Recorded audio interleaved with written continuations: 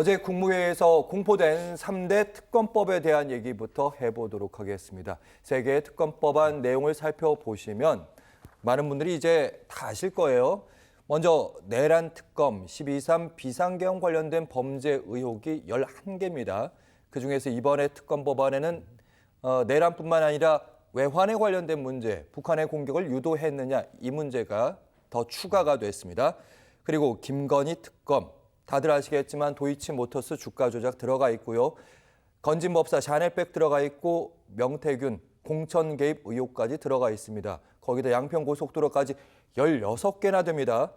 그리고 마지막으로 순직해병 최상병 특검법이라고 하죠. 사망 경위부터 시작해서 혹시 경로설이 있었습니다. 그게 윤 전 대통령 아니었느냐. 이 수사의 외압 의혹 등 8가지를 수사하게 됩니다.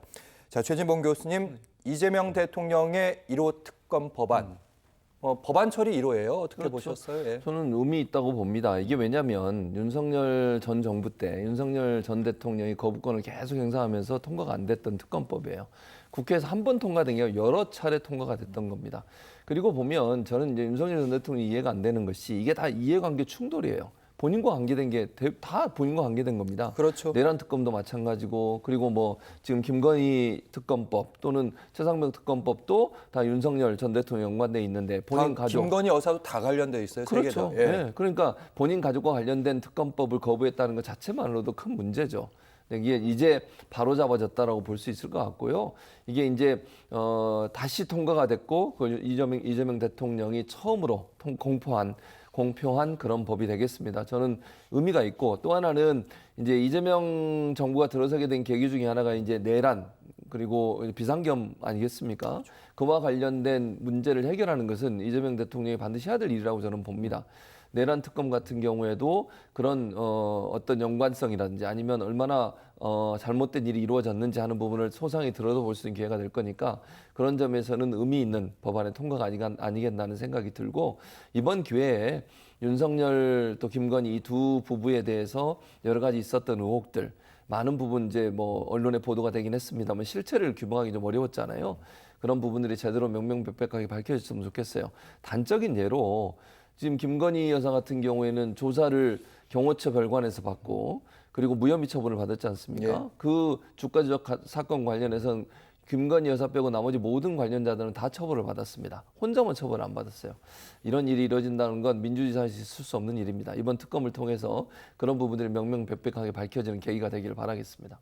국민의 눈높이에서 전임 정부에 있었던 윤석열 전 대통령 관련된 명백한 실정은 짚고 넘어가고 정리하겠다. 이종훈 평론가님, 어떻게 보면 통합이라는 얘기도 있지만 이재명 대통령의 구상 속에서는 이 내란 특검 플러스 3가지 특검은 다 이거 통합과는 관계없이 확실히 정리하고 넘어가야 된다 이런 의지인 것 같아요. 그 사실은 국민의 뜻도 반영이 된 거라고 봐야 되겠죠. 그러니까 사실 이제 이 국민들이 이걸 원치 않았다면 이재명 대통령을 대통령으로 만들지도 않았겠죠. 그런데 어찌됐건 비상계엄 관련 이제 뭐 여러 가지 내란죄 의혹 이 부분은 좀 규명을 좀 해야 된다는 이제 그런 국민적인 이제 여망이 좀 있는 거고요. 그래서 이제 이재명 대통령도 지난번에 이제 취임사 제일 앞부분에서 그걸 강조했잖아요. 내란 종식 그리고 민주주의 회복. 그걸 이미 약속한 바가 있기 때문에 이걸 이제 안 할 수는 없다. 이제 이렇게 생각을 하고 그리고 워낙 이제 뭐 윤석열 정권 내내 논란이 많았던 그런 이제 쟁점들이기도 하잖아요.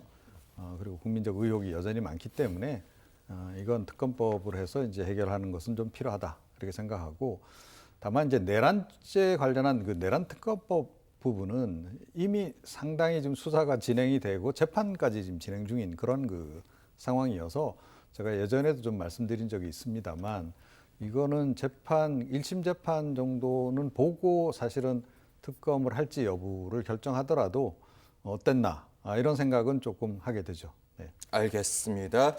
어쨌든 특검이 이제 출발을 하게 되는데 특검팀의 구성 누가 특검이 되느냐 3명의 특검을 이제 임명해야 됩니다. 수사 규모도 수사 기간도 특히 수사 규모에서는 역대 최대이다 이런 평가들도 나오고 있습니다. 이종훈 평론가님. 네, 그러니까 이제 투입되는 검사만 120명이라는 거 아닙니까?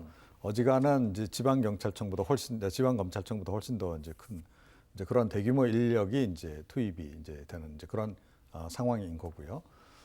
이제 그만큼 이제 뭐 사안 자체가 위중하고 또 이제 워낙 또 범위도 방대하고 하다 보니까 좀 이제 불가피했다. 특히 뭐 내란죄 관련 부분은 규명하려고 들면 사실은 뭐 이거는 상당한 그 인원들을 조사를 해야 되는 그런 상황 아니겠습니까? 예. 그래서 이미 이제 뭐 검찰 수사를 좀 이제 진행하긴 했습니다만 그거로 충분치 않다고 보고 지금 하는 것이기 때문에 범위는 더 넓힐 수밖에 없는 거죠. 그리고 내란죄 부분뿐만 아니고 이제 사실 검찰 쪽에서 이제 추가로 직권남용이라든가 이런 부분도 이제 대통령직을 이제 내려놨기 때문에 윤석열 전 대통령 그 부분도 이제 함께 좀 수사를 진행 중이긴 한데 민주당 입장에서는 이것도 좀 미진하다 이렇게 좀 생각이 들 수 있습니다. 그래서 그런 것까지 포괄해서 지금 할 거기 때문에 지금 역대급 이제 그 검사 투입 뭐 이런 것들이 지금 이제 이루어지는 그런 것으로 좀 봐야 되겠죠.